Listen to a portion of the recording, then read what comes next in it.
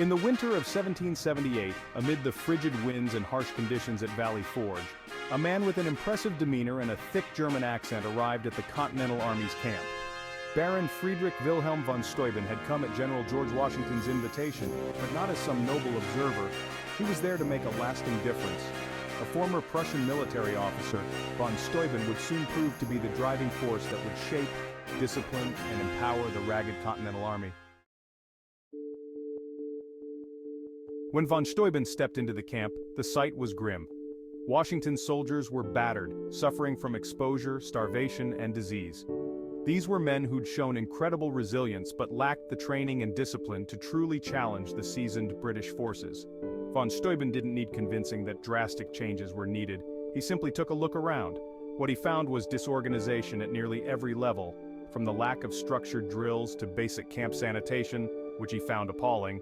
The revolutionary spirit was there, but the skill set of a professional army was sorely lacking.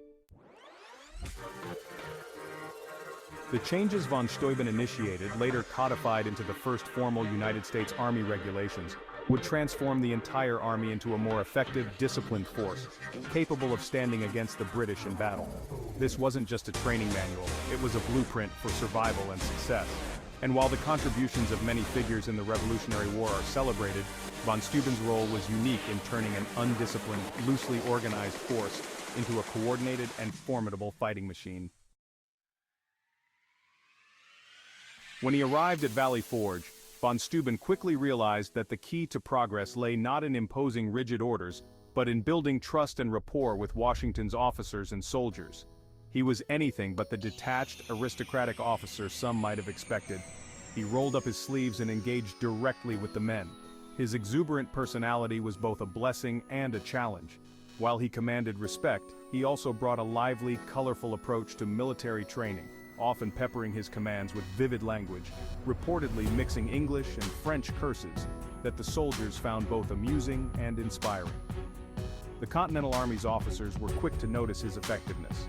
Washington, too, saw in von Steuben a potential to bring the professionalism of the old world into the fledgling American forces. Von Steuben was appointed Inspector General, a position that allowed him to work directly on the Army's organization and discipline. His tasks were daunting. Soldiers didn't know how to properly form ranks, follow coordinated drills, or maintain their equipment. This was a fighting force of individual spirit but scattered coordination. Von Steuben's first major contribution was his establishment of a standardized training routine. He began by focusing on a model company, drilling them rigorously until they understood every maneuver down to instinct. These soldiers then spread what they'd learned to other companies, creating a ripple effect that, over time, instilled discipline throughout the ranks. The soldiers quickly adopted his drills, knowing that their effectiveness on the battlefield depended on it.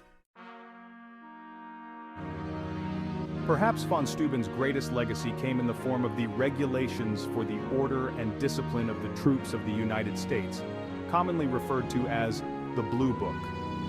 This compact manual contained instructions on everything from marching in formation to weapon maintenance, emphasizing clear, structured guidance for every soldier. The Blue Book did more than provide drill instructions. It detailed the responsibilities of officers, proper camp arrangements, and even hygiene practices. Von Steuben had seen how poor camp conditions could decimate an army before they even faced the enemy, so he made sanitation a priority. The manual also instructed officers on how to manage troops in a way that emphasized mutual respect and responsibility, a revolutionary concept at a time when European armies operated with rigid class divisions and top-down authority. For instance, von Steuben emphasized that officers should eat with their soldiers and be directly involved in their lives, a stark contrast to the British approach. He believed that leading by example and showing empathy toward the men would foster loyalty and morale.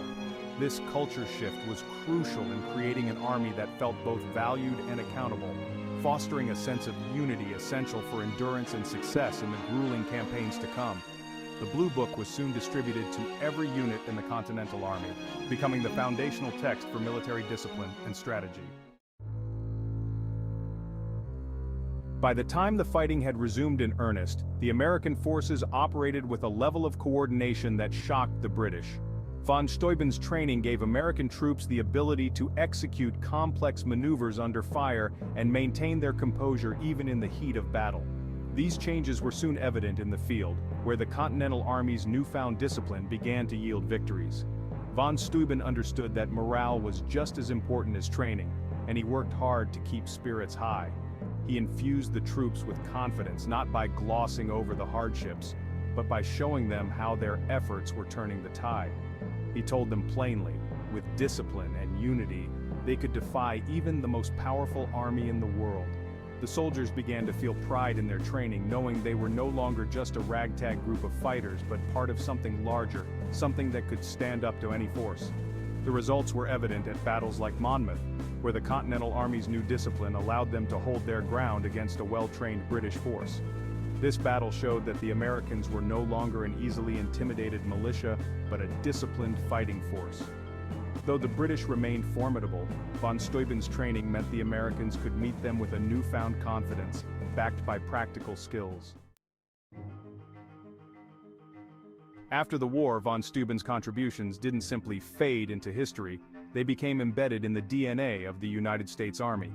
His Blue Book remained the standard manual for the U.S. military until 1812, and its influence can still be seen in the military regulations and ethos today. He laid down a foundation that emphasized unity, accountability, and discipline, qualities that became essential to the identity of American armed forces.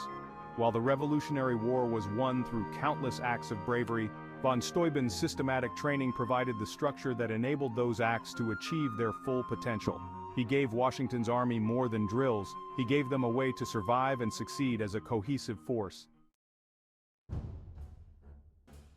The story of Baron von Steuben is a testament to the power of structure and discipline in turning vision into reality, and how a single individual, armed with knowledge and commitment, can make an impact that echoes through the ages.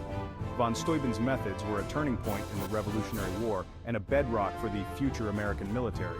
His contributions underscore a truth that holds even today: while courage wins battles, it is discipline that wins wars.